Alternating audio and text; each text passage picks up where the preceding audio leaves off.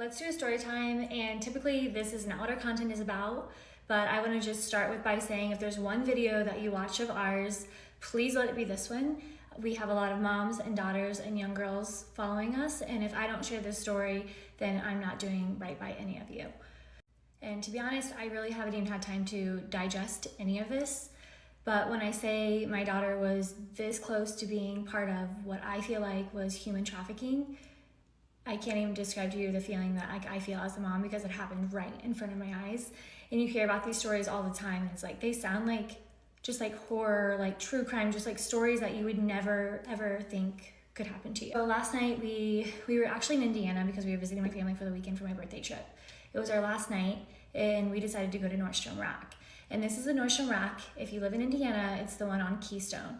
And it was closing time. It was like around 7 o'clock. They were closing at 9.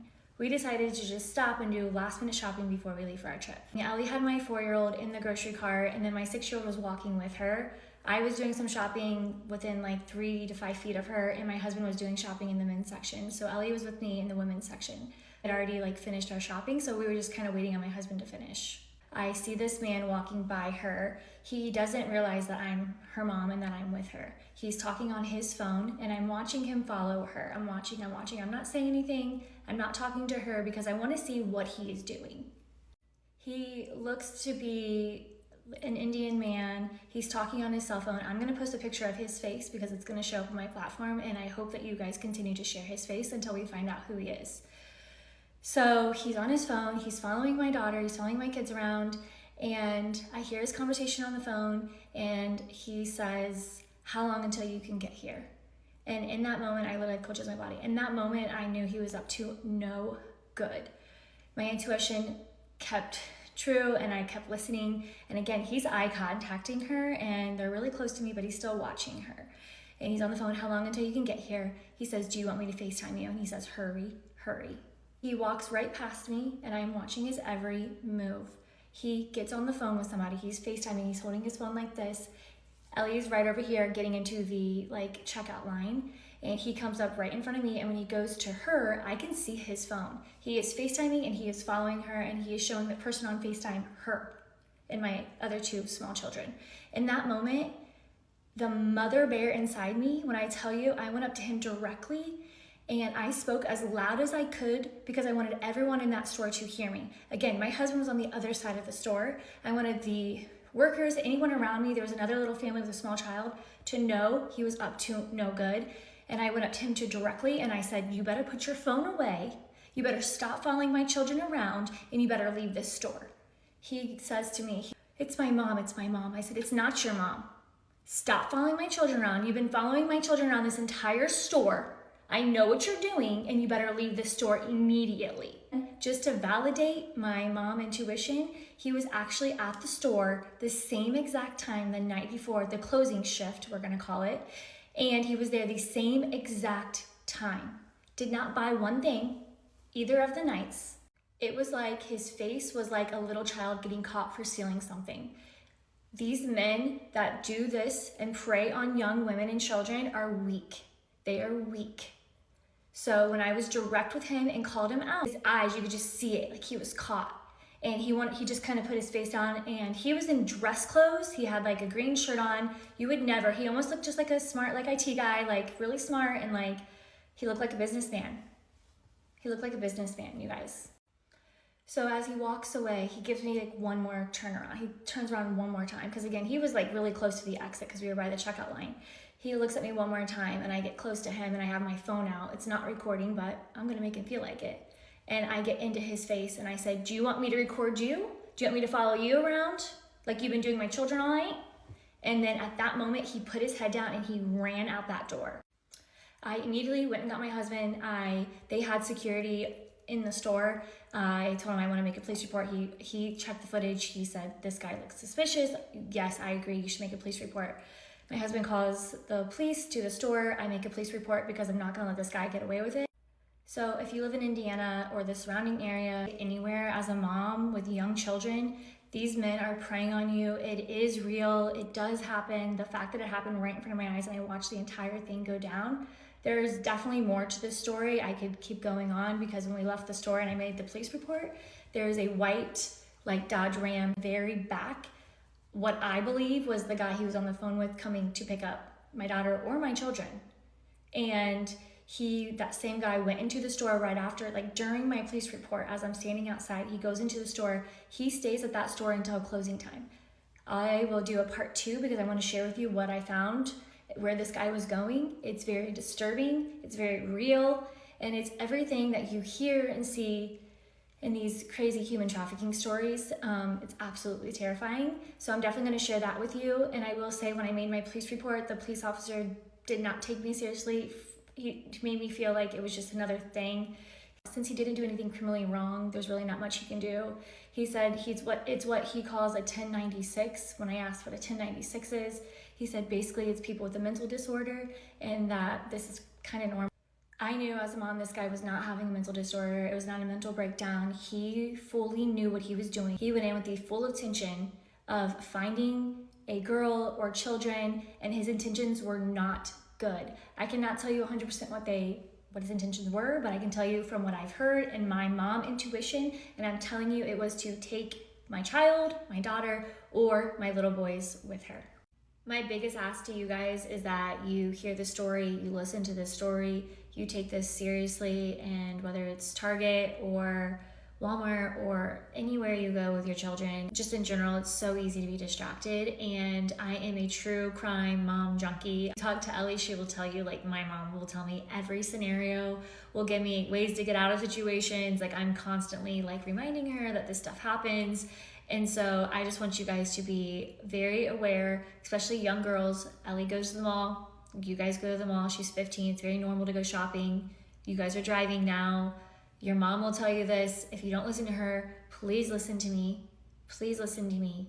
Because Ellie, of all girls who I've been teaching her entire life of this situation, she was very unaware of what was happening. She even told me the scariest part is that you're right, Mom. He got so close to me once in the store that he actually bumped into me.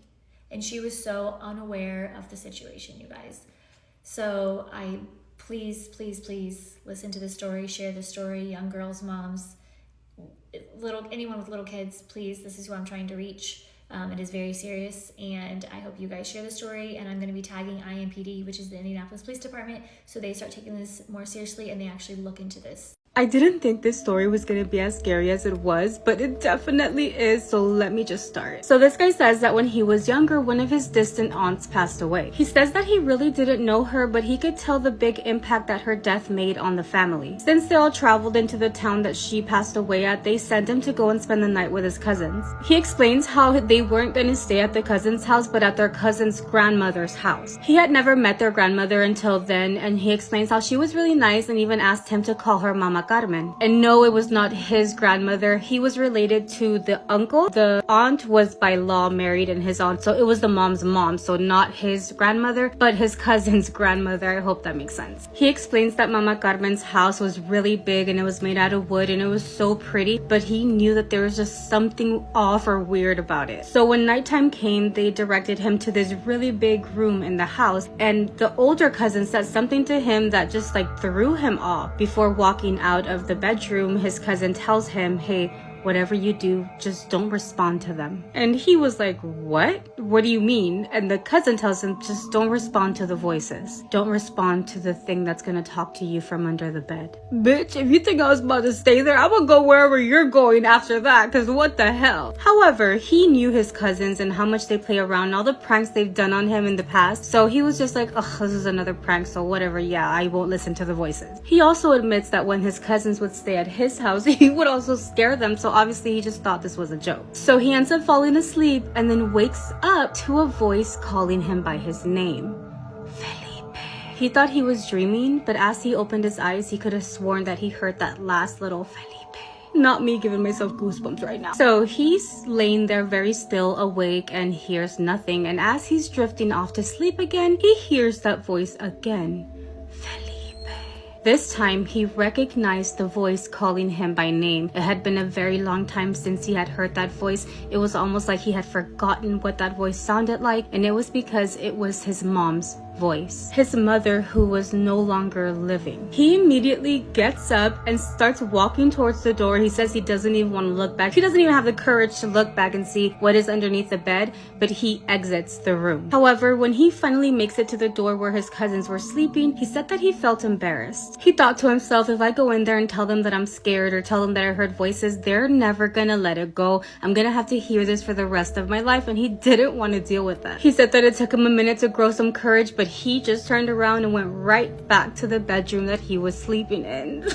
He walks down the hallway, goes into the room, lays down, and he's laying there for a good minute. And finally, he is drifting off to sleep, and that is when he hears the voice again. Felipe, I forgive you. You have nothing to forgive me for, he said, half asleep, responding to the voice. You wish for me to die, but I forgive you. The voice responded. So this is where Felipe finally starts telling us a story about what happened with his mom back when she was alive. And he says that he has to confess something that he had never told anyone. His mom was really sick, so sick that she fell into like some sort of paralysis on her body. And he had to take care of the mom because the dad basically abandoned them when this happened because he couldn't deal with it. So can you imagine, like, the mom fell into paralysis, the dad left because he just couldn't deal with it, and he left his son to take care of a fully grown adult. He does say that the dad did continue to send them money to help out around the house, but he never showed up. He stopped playing outside with the neighborhood kids. He stopped doing his homework. He didn't go to school anymore. And all he did all day long, 24/7, was to take care of his mom. And he admits that at that time, he really hated his life and everybody who was in it. And yes, it's true. He really wished for his dad to die for doing this to him, but he also admits that he wished for his mom to die as well. He says that he doesn't wish her dead the same way he wished his dad dead. He wished her dead just so that she can get some peace, so that she wouldn't be in pain, and so that he can also just be a kid again. And he says that it was really hard to take care of her because she couldn't eat by herself, she couldn't shower by herself, she couldn't even go to the restroom. So it was things that he had to do for her, and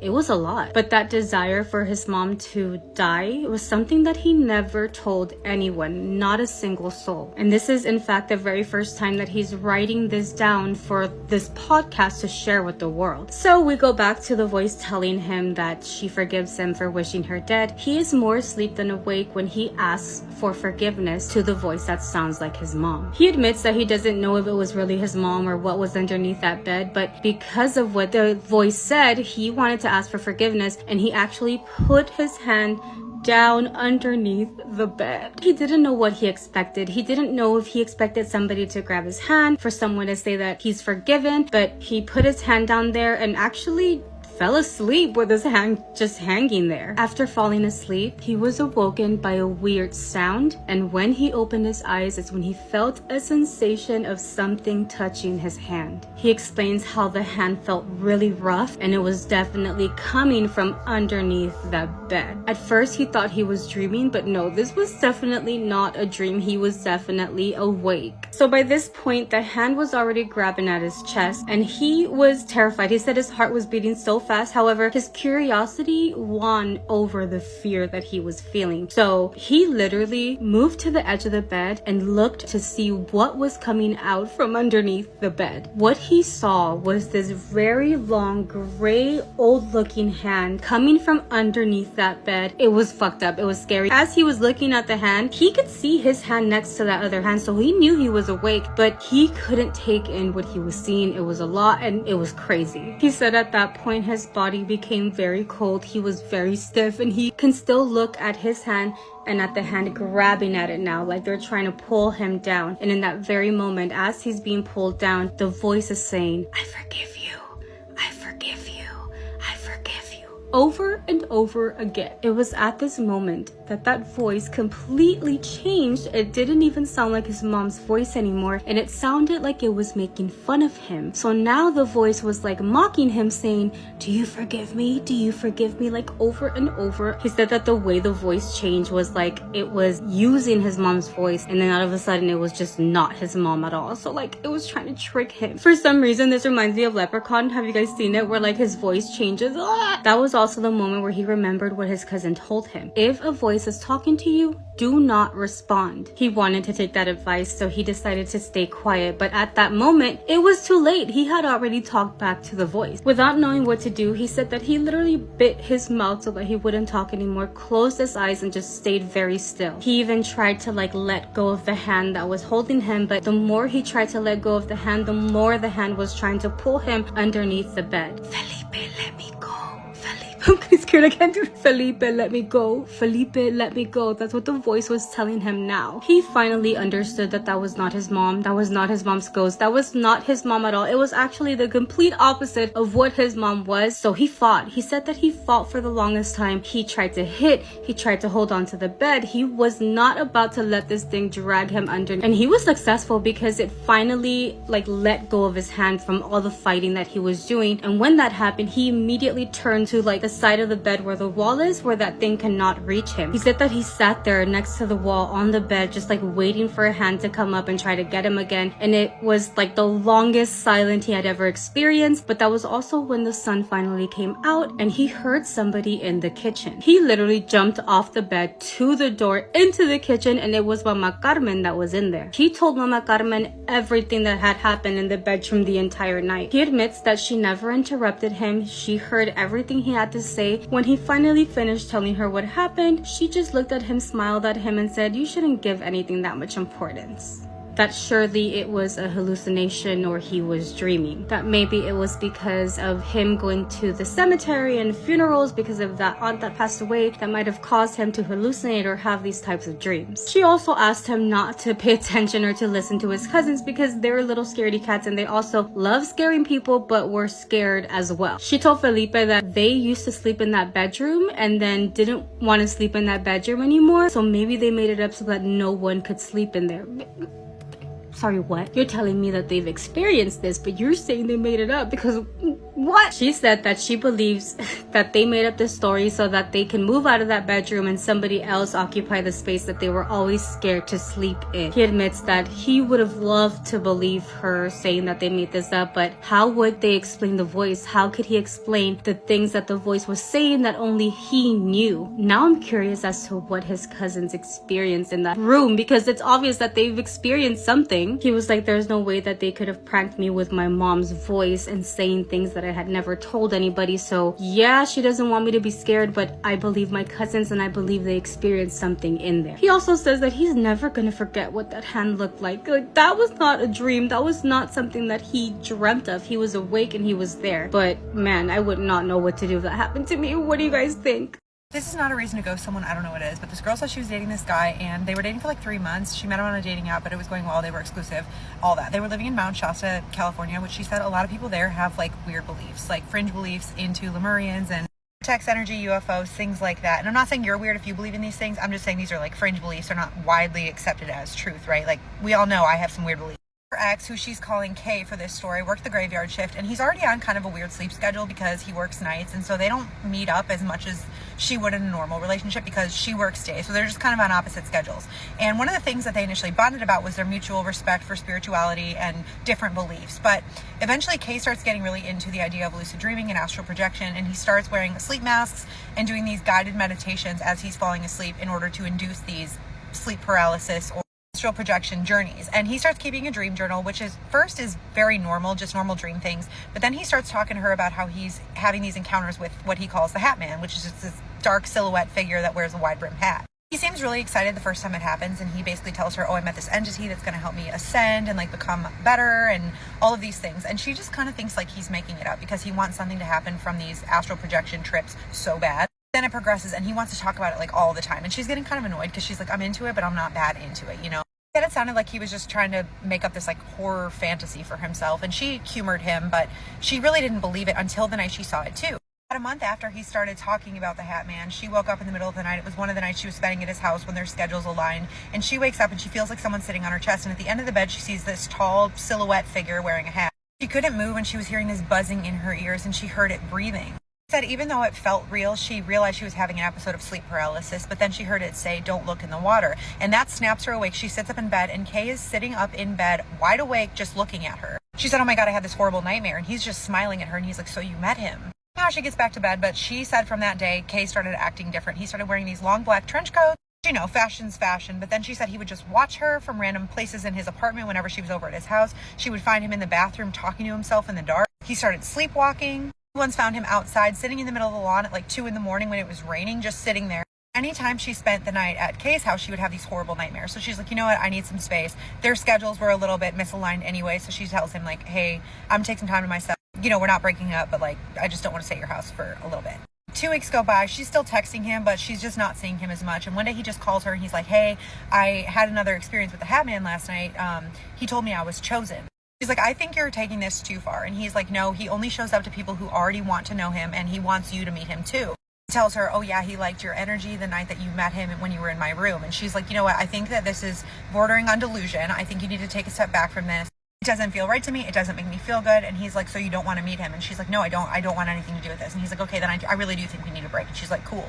A couple of weeks go by, you know, they end up reconnecting. He had reached out apparently and said like, I think I took it too far. I'm sorry. I won't make this such a big part of our relationship anymore. She's like, cool. Start spending the night at his house again. He was working security.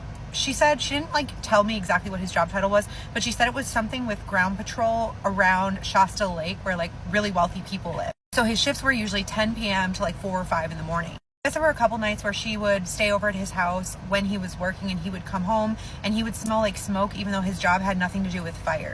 Wood smoke, not like, you know, any other kind of smoke. She would ask him like, what is that smell? And he's like, oh, it's just the fog. And she's like, I'm not an idiot. Like, fog doesn't smell like wood smoke. So this one night she's over at his house. He says he has to go to work, even though he was supposed to be off that night. Like, they had dinner. It was like 7 p.m. He's like, I have to go to work at 10. She's like, I thought you were off. He's like, well, I have to go in now. She's pretty much convinced that he's cheating at this point for whatever reason. She said he had also like kept his phone face down a lot of the time when she was around. She's like, okay, whatever, I guess I'll just stay here until you get off work. And after he leaves for work, she starts like looking around on his computer and stuff to figure out if he's like cheating. She starts seeing that he has researched a bunch, like something called the Shasta Shadow. I've never heard of this. And the message, don't look in the water, which was weird because that's what she heard that figure say to her in her state of sleep paralysis like a month prior. But around 1:30 that night, she gets a text from him that just says help. There was no punctuation and no follow-up. So she calls him 3 times and he doesn't answer. She starts to spiral. She's like, maybe he meant to send it to somebody else. Like, maybe he's cheating. I don't know. She decides she's going to drive to his post at his job. She said the office was on this property that overlooks Lake McLeod. So she parks and she walks a little bit through the trees, and that's when she sees him standing like knee deep in the water. She said he was in his full security uniform and he was talking to something. There was another figure in the water standing next to him wearing this hat. And she said at first she thought it was like just a shadow or a trick of the light, but she watched. And even when he moved, it didn't move. And he seemed to be mouthing something to it. She said she's just standing there watching him. Like, she couldn't make sense of what she was seeing. And that's when he turned his head and looked at her and smiled. She said she was a distance from him. Like, there was no way he could have known that she was there. Like, they didn't have each other's location. But the way that he looked at her just chilled her to the bone. So she just turned around, she ran, drove back to his apartment, packed a bag, and left. That she blocked him, has not talked to him since, but a week ago she gets a message from a different number, not his number, and it's just a grainy video of water with somebody whispering, don't look in the water. She said that text came at like 4 in the morning, and so she didn't see it until she woke up. But then the next night she had this horrible bout of sleep paralysis where she saw the Hat Man again. She said it's continued all week. She said, I know I'm probably just making it up in my head, but I feel like I'm spiraling and I just needed to tell someone, don't use my name. She said, I really think there is something to the Hat Man sightings or like lore. She wants to know if anyone knows anything about the Hat Man in Mount Shasta or anywhere around it. I don't know much about the Hat Man, but if you've had experience, if you have any words for her, let me know. If you have a spooky scary story, I would love to read it. I dated a ghost for 6 months, and even after I found out he was a ghost, I was still in love with him and willing to continue the relationship. I know this is hard to believe, but we have ghosts walking around this planet with us. Especially in Nigeria, there are a lot of ghosts that have died and they didn't rest well.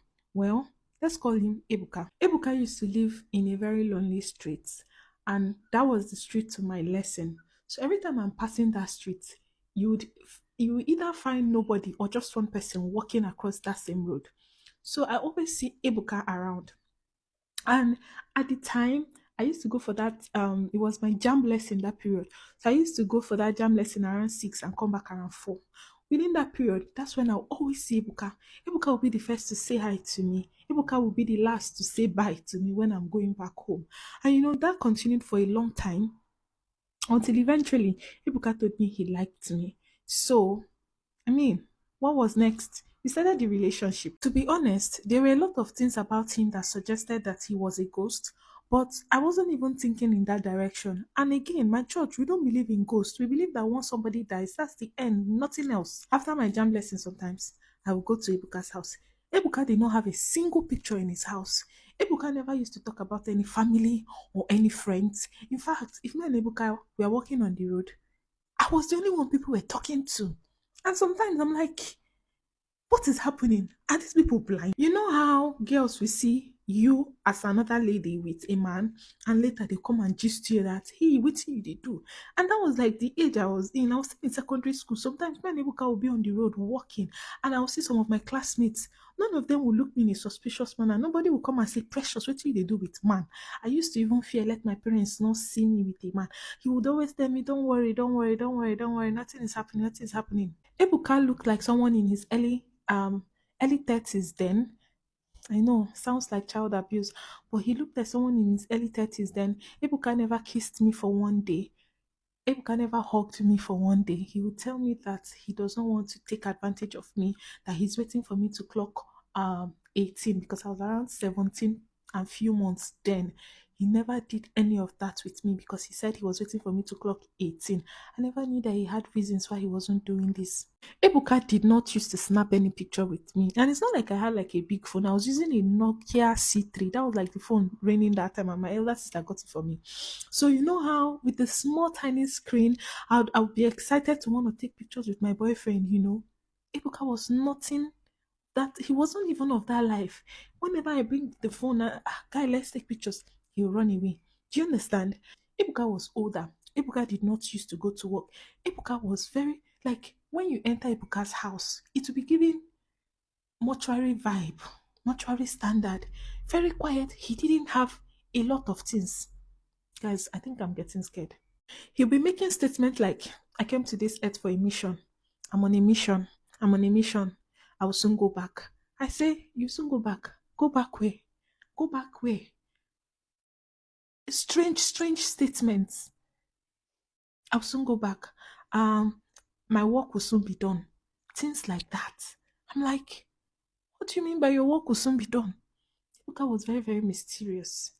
One very good afternoon, I was in front of Ebuka's house on my way to the jam lesson.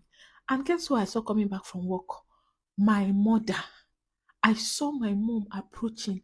I could not even hide. Like, this was my mom, this was me. Immediately, I said, good afternoon, ma. I just knew I was going to die. My mom was like, what are you doing here? I said, I'm going to jam lesson. Then why are you standing at a spot? Because I was talking to Ebuka in front of his house on that lonely road. I said, hey, I'm going now, I'm going now. She said, okay. So I'm like, okay, this is weird. My mom did not shout at me.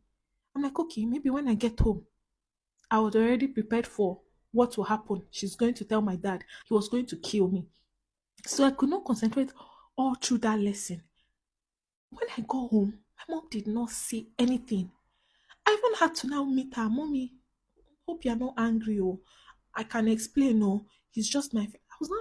I was sounding like somebody that was mad. My mom was like, what are you talking about? I said, yes, now when you saw me on the road with that brother that was talking to, he's just my friend, oh, nothing, oh, this one you're not talking about it, oh, hope you don't have it at the back. I was like, I did not see you with anybody. Guys, I kid you not. I was standing and having a conversation with Ebuka. I started asking my mom, you don't see me, you didn't see me. You didn't see, because it was even a different case. If there was a shade covering him, we were in the middle of the road. We were talking, close proximity. You know that compromising position that you... My mom said she did not see me. I told my mom that this, my friend that lives there. I started telling her everything because I was scared. My mom was like, let us go to his house. I said, Mommy, please, I'm not telling you so that we'll go to the house. I was fidgeting. Guys, I was shaking. My mom said, wear your clothes. Let us go now. Guys, that is how my mom followed me. When we got to Ebuka's house, there was a big padlock in front of the house. So I told this story already once on my TikTok, but I think people thought that it was fake because of the way I conveyed it. So I'm going to tell it again in a way that I think people are actually going to take it in for what it is, okay? Because this is a real true story, and it's why you should never make friends at a bar or make friends and fully like put your trust in them, okay? This was like my moment of realization that you cannot trust other women just because they're women. Like, not everybody is a girl's girl. And this is what solidified that for me. So one night I went to this bar by myself because I didn't want to go home. I was in a really abusive relationship with my ex, baby, father. So whatever, I didn't want to go home to get belittled, beaten, and whatever. So I decided to go to the bar by myself. Now, I would have gone with some friends, but I had moved away from my hometown for this motherfucker. So I had no friends. And so I decided that I was just going to go by myself, clear my head, get a couple drinks, and then I would go home. Hopefully he'd be sleeping by then. So I order myself a Paloma. Those are so good. Don't sleep on those. It makes me feel like a rich bitch when I order one of those. Like, hey, can I please get a Paloma? And they look at me like, you know what the fuck that is? Anyways, yeah, so I order a Paloma, and I'm sitting there, I'm drinking it, I'm minding my fucking business. I'm literally not conversing with anybody because I am depressed. I'm thinking about what's gonna happen to me when I go home. When in comes this girl who introduces herself to me as Maggie. And I'm using her real name because I don't even think that that was her real name. I think she just gave me a random name, which in hindsight, I should have done the same. So then she asks me what I'm drinking. I tell her what it is, and she orders 2 more and pushes one over to me and, you know, gets one for herself.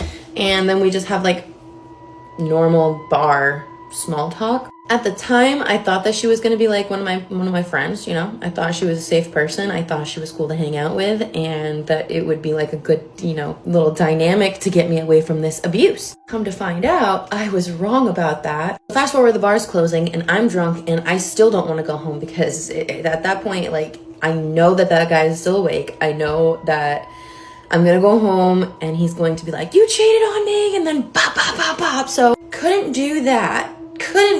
Didn't want to do that. And I had nowhere else to go because, like I said, this was a new area for me. I moved away from my friend's family and everything to live in this guy's house with him. So whatever, Maggie could tell that I didn't want to go home. So she invited me to go to what she was going to after she left the bar, which was she was going to go to like a bonfire at her friend Josh's house. Again, using the real name because I don't think these are their real names. So stupidly, I was like, yes, I will go with you because I don't want to go home. The car ride was fine, okay? The car ride was great. I remember jamming. We had all the windows down.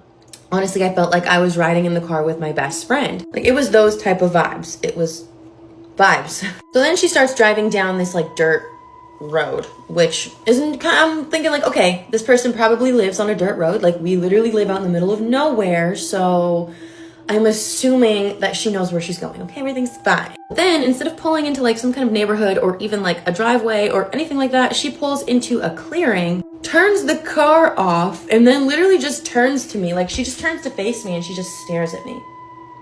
And I'm like, can I help you? Like, so at that point, I just assume that something's wrong with the car. And I'm like, what's wrong? What's going on? Is everything okay? And so calmly, this girl looks at me and she goes, get out of the car. I'm sorry, what? What, to get out of this car? You want me to get out of my seat? And at first I was like, dude, I'm not going outside. It's dark outside. I'm scared of the fucking dark. Hell no. She wasn't having it. She just wanted me to get out of the car. She pulled out this little tiny, like little small pocket knife, like something that like wouldn't even defend off a freaking cat, you know? So I don't really know why I was so scared. I don't want to be stabbed by anything, you know? So I got out of the car and then she gets out on her side, comes around to my side, stares at me for another like maybe 5 seconds, I don't know. And then she says, I'm gonna give you a 20-second head start, okay? Like literally like, okay, okay? Girl, what do you mean? I couldn't even believe what I was hearing. What? You have got to be fucking joking with me. You have got to be fucking joking with me right now. This is not happening. So I stand there for another like couple seconds, not really believing what she's saying to me. And then she literally is like, I'm giving you 20 seconds. She said it one more time. She said, I'm giving you 20 seconds. You should probably take the 20 seconds. What? So I start sprinting through these dark ass woods with my boots on. I'm drunk. I'm disoriented. I don't know where I am. I've never been in these woods before. I've never been on this road before. As I'm running, I can hear her running behind me. And she did give me 20 seconds. It was probably like more like 10 seconds at that point, but she gave me a couple seconds to like sprint for my life through these woods. And like as I was running, right, she's behind me. I can see a flashlight, and then I start to see another flashlight, and I'm like thinking to myself, like, okay, what the fuck is this? And like maybe this is her friend. This has to be her fucking friend. This has to be Josh, right?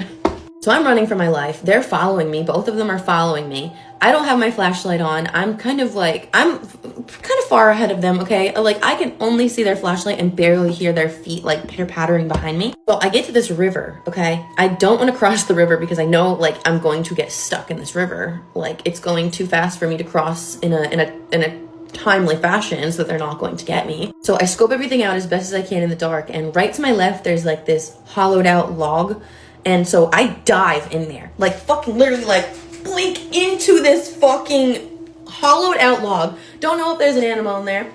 Probably just chilling with the spiders. I don't care. I shit you not. About like maybe 10 seconds after I nosedived into that hollow log, I hear them. I can hear them running right next to the river, like right where I just was, right where I was hiding in the log. So then I hear Maggie say, maybe she crossed the river. We should go across the river. And then the deeper voice, to which I assume was absolutely had to be Josh, he was like, well, okay, maybe you should go check across the river and I'll check on this side of the river and see where she's hiding. She couldn't have gotten very far. I am sweating. I'm holding back tears. I'm trying not to be that girl in the horror movie that like lets out a and then they fucking find her. I'm barely breathing in this hollow log, and I don't move for the entire night. And they spent a long time out there looking for me, like in the vicinity, before they started like, you know, going deeper into the woods or wherever it is that they decided to go. I don't know if they gave up looking for me or what, but yeah, I stayed in that log for the whole entire night. Somehow I ended up falling asleep because I remember waking up and seeing like the light of dawn. Like it was barely dawn in the morning. And that was the only time that I sort of felt safe coming out. And even then I was like, what if they like waited? What if they like are sitting out here like hunters, like waiting for me to come?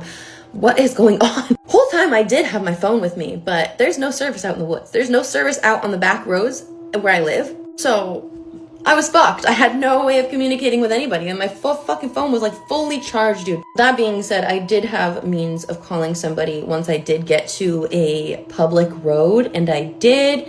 I called my brother, and he was there. He brings me to the police station, and I filed my report or whatever, but nothing ever came of it because, like I said, I'm pretty sure she gave me fake-ass names. Like, those were not their names, of course. Why would she be giving me their real names if they were going to be hunting me? It's super scary to think that I literally could have died. I almost died in a really scary way. Like that is one of my biggest fears. Like I want to die peacefully, okay? I don't want to die like that.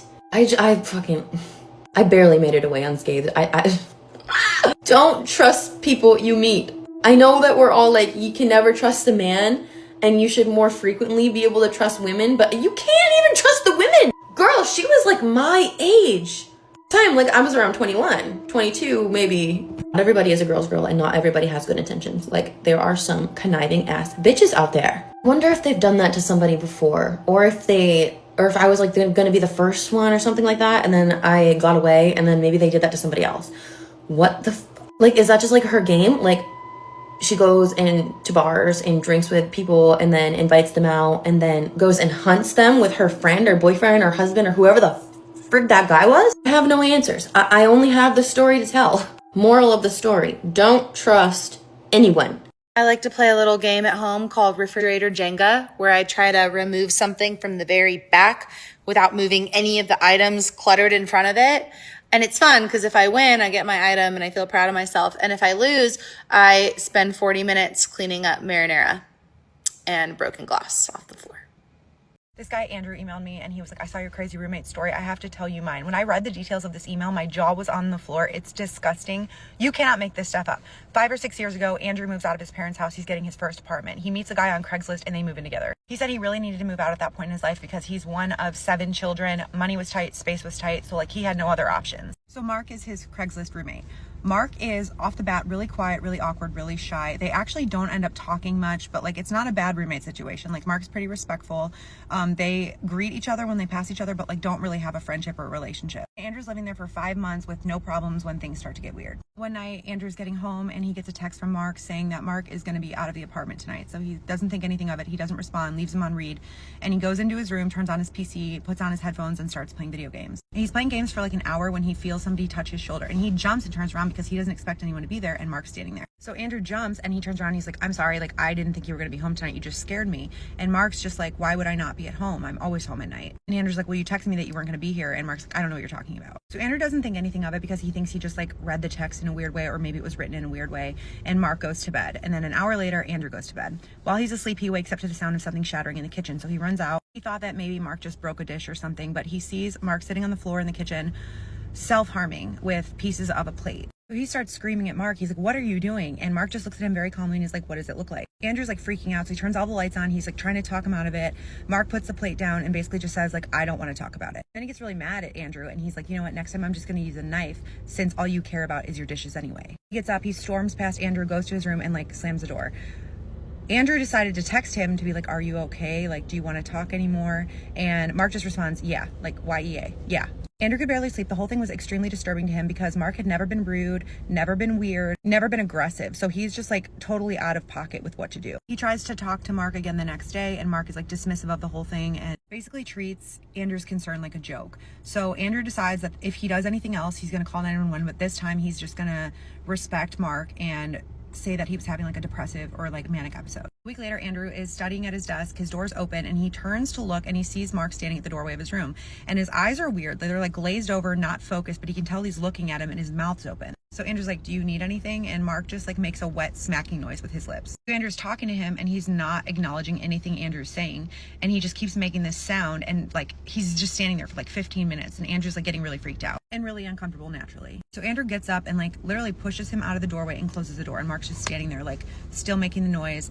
And Andrew's like really disturbed. So he goes and he calls his friend who tells him that he needs to call to get Mark evaluated for like mental health issues. And then he calls his brother and his brother's like, no, don't do that because you're going to lose your roommate. He's like, if he's paying rent and everything's good, just like let him be. A month goes by. Mark is still acting weird, but Andrew said like most things were like too small to mention and he wasn't necessarily a victim. Like Mark would stay out all night. He wouldn't come out of his room. He would just act weird and erratic around the apartment. But the final straw comes one night when Andrew wakes up to use the bathroom and he goes in the bathroom, turns on the lights and finds Mark eating his own feces out of the toilet. Andrew freaks out naturally, screams at him, calls him a freak, and he said looking back it was really harsh, but he was just so shocked in the moment. And everything else that Mark had been doing just really made him blow up. And Mark just looks at him and tells him to grow a pair. Then Mark goes back to doing what he was doing. And Andrew's so freaked out that he packs a bag and he leaves to go get a hotel that night. He calls him in the morning. He's like, I don't want to be roommates with you anymore. Like, you need to move out. And Mark starts crying on the phone. He's like begging him not to kick him out. And a few hours later, he's like, okay, I'll leave. And Andrew also ended up switching apartments because he said he just didn't feel safe anymore. A week after they break the lease and move out, he finds out that Mark has attacked someone at a train station. The person he attacked retaliated and Mark was unalived by his wounds. There's a little more to the story. The details are very graphic, so I couldn't include them because it's TikTok. But Andrew ended his email by saying that he has actually blamed himself a few times for Mark's unaliving. And he suspects that he was acting that way because of schmugs and that he really wishes that he had called someone sooner. Andrew will be seeing the comments, so be nice. And keep sending me your creepy, crazy, spooky story times, and I will keep posting them in this playlist. So I have polls on my Insta every day of which story you guys want to hear next, so follow me there. This is reason number 1 as to why you should always be very careful when inviting anyone into your home, even family. So for those of you guys who follow me on here, you already know that my father and I don't have the best relationship. Recently, I found out that he had a baby, so I reached out. We ended up reuniting. I met the baby and decided to invite them over to my house for dinner. Mind you, my home is extremely protected. So if anybody comes in with any type of negativity around them, they're not going to feel well. So he comes over. The minute he walks in, he starts to become ill. He said he felt like he was gonna faint, that he didn't know what was going on. They ended up cutting their visit short and practically rushed out of the door. I didn't think much of it and just decided to go on with my day. The next day, which was on Sunday, I woke up in the worst possible mood. I couldn't understand why I was in such a bad mood. I had absolutely no reason to feel so angry, but something was just really bothering me. I decided to take the kids to go watch the new Spider-Man to kind of get my mind off of it. Once I left the house, I realized that I no longer felt like that anger. Like, it was gone and I felt fine. But the minute we went back home, I started to feel angry again. Decided to ignore it. I don't know why I keep ignoring things. Decided to ignore it, went about my day. That Monday I wake up, when I go downstairs, I notice that the house is dark. Like, there's this darkness around the house. My house is extremely light. My shades are always open. I don't like darkness. But again, busy with work, I kind of just get ready and go about my day. When I get home later on that day, the house has this weird, like, rotting smell. My kids can't smell it, but I can smell it, and it's bothering me. So I go around cleaning the house. I'm like bleaching, I'm scrubbing, I'm mopping. I'm like, where's that smell coming from? I even like deep clean the trash can, like in the inside, thinking maybe something spilled in there. I couldn't get the smell from like out of my nose. That night I go to bed and I end up waking up at exactly 3 a.m. So I'm like, fun, this is fun. I'm like getting chills even thinking about it. My mouth is so freaking dry. I go downstairs to get something to drink. When I go downstairs, I notice that the basement door is open. I never leave that door open. So I shut it, grabbed the water, and went back to my room. The minute I lay down, I'm paralyzed. This thing paralyzes me, and it shows itself. I'm like fighting back again. I'm not afraid of any of this stuff because I've been dealing with this stuff my whole life. So I'm pretty much laughing at it, telling it that it has no power, it needs to leave. I start to pray, and it's continuing to like hold me down. At one point, I'm able to break free and I like overpower this thing. I have one of those Stanley cups, the dupe, not the real one. I'm not spending $40 on a cup. Next to my nightstand, and I started to hit it in the head with it. Once I did this, it went away. I say my prayers and go to sleep. I wake up at about 6 a.m. and decide to go downstairs to get my coffee. When I go downstairs into the kitchen, I hear what sounds like something like fumbling in the basement, like something's falling over in the basement. And then I look and realize that the basement door is open. This is how I finessed my way into becoming roommates with America's first female serial killer. AKA, my psychological finessing skills gone wrong. So you guys should eat this up. To preface, the home I'll be referencing in this video that I lived in is now owned as event space. So you don't have to believe anything I'm telling you here. You can go check it out for yourself. That roommate still lives there. She's lived there for 200 years. So if you do choose to go check it out, tell my girl I said hey. The year was 2022. I had only been living in Charleston for a couple months at this point. The time had come for me to find a new place to live. I had been scouring Facebook Marketplace and found nothing I could afford because it's Charleston. One morning, a beautiful, bright and shining ad pops up in the most beautiful carriage home of the largest privately owned residence in downtown Charleston, the Glover Skittilly House. It was listed for the right pricing of $650 a month. 22-year-old Nicole was like, ding, ding, ding, sign me up. This is right in my budget, boys. But as you can imagine, $650 a month was in a lot of other girls' budgets too. So after I messaged the girl, she goes, you are welcome to attend our open house, but be aware there is going to be about 20 other girls there. I was like, are you kidding me? But as we all know, it wouldn't be my first rodeo. So what do? Tell them I'm not gonna be able to make it in time for the open house because I have work that night, even though I only worked a 9 to 5, and that I'd have to come early before all the other girls got there. I make these ladies fall in love with me. I was signed, sealed, delivered the next day, baby. Flash forward to a month later, I'm moving myself all by my lonesome into a brand new house. I remember it feeling thick. But I knew the house was 200 years old. I didn't really believe in ghosts. It's dark and stormy. I can't make this up. I have video. I had been in the house all of 10 minutes before I started hearing the women's voices downstairs. I knew that the 3 other girls that I was to be living with weren't going to be back in the residence for 2.5 to 3 weeks. So I was going to be staying in this house by myself. Naturally, I assume that the voices I'm hearing downstairs are maybe one of the roommates back early. So I go out onto the balcony, hey, no one. But whatever, there's an Airbnb beneath this house. Maybe it was a gardener, who knows? There's like acres of this house. That night, I'm finishing up unpacking and I hear the voices again. But I kind of dusted off because I had just started getting floaters in my eye and I was freaking out that I was seeing things that weren't there. So I was like, this is probably just part of my early onset schizo behaviors. Until one of my friends broke the news to me that floaters are a normal occurrence of people with stigmatisms. The next day, I was dating a guy at the time who was a good old boy, didn't believe in ghosts, and I knew would tell me if I was crazy. I will never forget that night as he busted out of my double doors to the balcony yelling, "Who's there?" When a good old boy tells you you're not crazy, you know you're not crazy. As time went on, I started to realize that whatever these encounters were only primarily happening when this boyfriend was there. So one day I finally get to the point where I'm close enough with one of the roommates who coincidentally had lived in the house longest to ask her, has anybody ever questioned whether this house is haunted? She takes the biggest sigh, says, let me put on my PJs. How long do you have? I'm going to do my best to retell her story in the quickest way possible for those of you who are unfamiliar with Lavinia Fisher. Lavinia Fisher had this husband or partner. They were running the streets of Charleston, offing people, stripping them of their clothes, burying the bodies, and selling the clothes down on Market Street. So in other words, they were unorthodox consignment. And the first founders of Uptown Cheapskate. Can you imagine? They were eventually caught, and the husband was arrested and taken to jail. But in the 1700s, of course, women didn't have to go to jail if they were married to somebody without a felony. So Lavinia knew what she had to do. Our girl had to find a way to get laid. Legend has it that she was seen running the streets of Charleston in a wedding dress, begging any man she walked by to marry her. Relatable. Before her life sentencing, right here in Marion Square, as she was still wearing her wedding dress, with her final words being, do any of you have anything you'd like for me to say to the devil? I was like, what? The devil?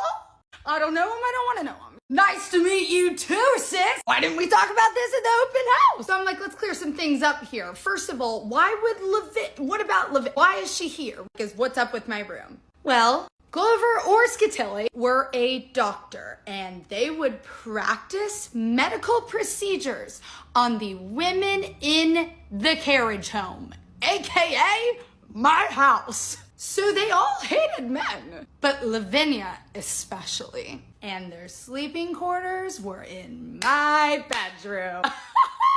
Enjoy your time here, though. It's gonna be great. I thought I was moving in with 3 roommates. I moved in with like 56.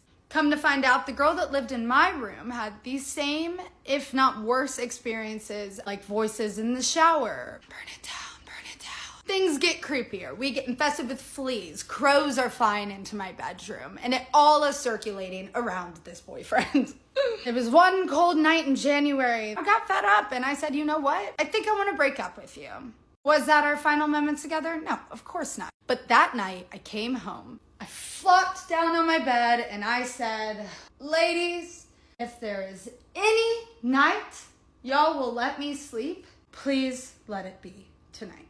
I don't think I woke up once. And mind you, this haunting had me prescribed alprazolam. Every boy that I had to that house after that were also catalysts for terrible things happening. However, I did kind of get into cahoots with the ghosties, and I felt like they were my friends, and I think started to respect my game. Anyways, long story short, is it nice getting whatever I want whenever I want? Yeah. But do the spirits of the afterworld don't really care how good you are at finessing and will haunt you regardless? Yeah. So yeah, now I believe in ghosts. And you could too.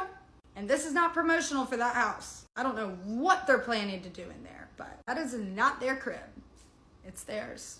'Tis the season, ladies. It's spoopy time. 82% of CIA agents are men, which is crazy to me because one time I used a guy's public Venmo transaction history and his Twitter likes to figure out that he was also seeing a girl across the country. And I just don't believe a man could do that. This is the scariest thing that's ever happened to me my entire life, and I wasn't even planning on making a video today, but I feel like I need to get out of my system because I have been welling up with tears and having full body chills from being scared.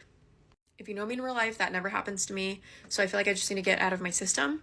So this is that story. This happened 4 years ago. I was a freshman in college and I was talking to this boy at the time, and he caught me when I was coming home for the weekend from college, and he asked if he could take me stargazing. I say yes. He picks me up. It's maybe 11, 12 o'clock at night. He drives me to the state park specifically because I had never been before. And specific to note about this state park next to my hometown, it isn't, when I say in the middle of nowhere, I legitimately mean in the middle of nowhere. The closest gas station is like multiple miles away. Nobody lives near there. Yeah, you get the gist. So we get there, he originally parks in front of this watchtower. We're walking up the watchtower. Something to note about me, you're gonna learn about two of my fears today. I am afraid of heights. The tower starts shaking from the small amount of wind, and I immediately am like, hey, I don't like this. We're about halfway up. I don't like this. Let's go down. So he's like, okay, I actually thought you might be scared, so I have an alternate way for us to go look at the stars, but we have to walk through the woods. Usually, and before I get any comments about that, I know, okay? I know. The only reason why I went is because he was like, it's like a minute and a half through the woods. Perfect, a minute and a half, no worries. I shouldn't have listened to him because it was a 10-minute walk, if not more. It is so dark in those effing woods that you cannot even see your hand in front of your face. I'm walking through the woods, I'm doing fine. My other fear is the dark. Okay, I'm a full-grown woman. I am exponentially scared of the dark. Like, unrealistically scared of the dark. We're walking, we hit a fence. And not just any fence, a barbed wire fence. By this time, my eyes are fully adjusted in the dark. And out in the distance, I can see a barn. Right next to the barn, I see a big silo, and if you don't know what a silo is, it's just this big metal structure that holds corn where I'm from. A lot of farmers have them. And I immediately ask him, is this someone's land? He doesn't really answer me, and I'm like, no, seriously, is this someone's land? Because I'm not going to get shot tonight. Because where I'm from, they're not going to ask you on their 5 acres of land what you're doing on their land. They're just going to shoot you because they don't know who you are at midnight, 1 o'clock in the morning. Or I guess what you are. So finally he tells me it's someone's land, and I'm like, I'm not trespassing on someone's land. Like, no thanks. 3 strikes and you're out. I've walked through the woods. I have tried to conquer my fear of heights, and I'm walking in the dark. No. This is no. So finally he's like, okay, fine. Like, we'll go back to the car and I'll drive you home. As we're walking, I don't know what it was. The hair on the back of my neck suddenly stood up. I start to feel like someone is watching me. And all my girlies with anxiety like me, you know what I'm talking about. But this was different. This was different. This was like burning 2 holes in the back of my head because they're staring so hard. And it was so bad that I kept turning around and there was literally no one there. My eyes are fully adjusted at this point. There is no one there that I can see. And I start walking so close to this dude that I'm flat tiring his shoes, which means I'm like stepping on the back of his shoes every couple of steps, and he's getting super mad at me. But eventually I just grab his arm and I say, there is something out here with us. And I made sure to whisper it because at the end of the day, if there is a living human being out there, I don't want them knowing that I feel like something is wrong. And number 2, it was really quiet out there, like deafeningly silent. And he immediately tells me, like, Elena, it's okay, like your anxiety, it's okay. I understand that you're scared of the dark, but everything's gonna be fine. Like, there's no one else out here. There's no other cars. Everything's gonna be fine. We take probably 3 steps and start to hear rustling. And immediately, this is when my breath literally is taken away. Like, I'm like, I can't breathe. And again, he's like rubbing my back and he's like, it's okay. Like, there is seriously no one else out here. You're gonna be fine. We're walking for maybe a minute. We have our flashlights out. From our right, a rock doesn't tumble out. It is thrown out into the middle of the path that we're walking. I mean, like, right in front of us. Like, someone threw it. This was a game time decision, right? Right. I left him in the woods. I ran so fast, I left him in the woods. I have never ran faster in my entire life. In all my running girlies, I ran for a minute, sprinted for a minute. I get to his car and I'm trying the door handles and I immediately am going through all these scenarios. I'm like, what am I gonna do if if there is a person in the woods? So I'm trying the door handles. I'm going to like literally every door and all of them are locked. And all of a sudden I hear him giggling and like jogging out of the forest. And he was like, that rabbit really scared me. A rabbit? And I probably look disgusting at this point, but I legitimately lost my mind on him. I was like, since when do rabbits pick up rocks and throw them at people? Since when has that ever happened? But anyways, we get in the car, we drive off. The whole time I'm asking him, what do you think that was? What do you think that was? Do you think that was a real person? Do you think that was a ghost? What was that? And I don't think he took me very seriously at the time because he was like, whatever. Needless to say, I never talked to him ever again. And now I will elaborate on why it's so scary to me. I don't think that was paranormal by any means. Because when you experience something paranormal, it's almost like an instantaneous thought, right? You're trying to rationalize. You're trying to go through the scenarios in your head on how it is possible that that happened. This was different. I have never felt so fearful in my entire life. And let me ask you this. When you get home late at night, maybe after a night out, or when you get home from work, school, etc., what do you think you're going to see when you turn the light on in your room? Probably some decor, probably your bed, your desk, maybe a pet lives there, I don't know. But you anticipate on what you're going to see because you're prepared for what you're going to see. I'm not comparing bedrooms in the woods, but I was not anticipating someone else to be out there because there's no cars out there. There was no way for someone to get out there if they didn't get there before the sun went down, if you catch my drift. And I think there's something, at the end of the day, there is something so deeply frightening about knowing someone was watching you the whole time. And there is something equally as frightening knowing you never saw them. And then you have to think about a plethora of things. Like, why was that person following two teenagers in the woods without making their presence known? How did that person get out into the middle of the woods in the middle of the night? I left a key part of the effing story out. When we got there and we got our little pass, the state trooper or whoever was working there told us that we were the last people going in. So be that as you may, moral of the story,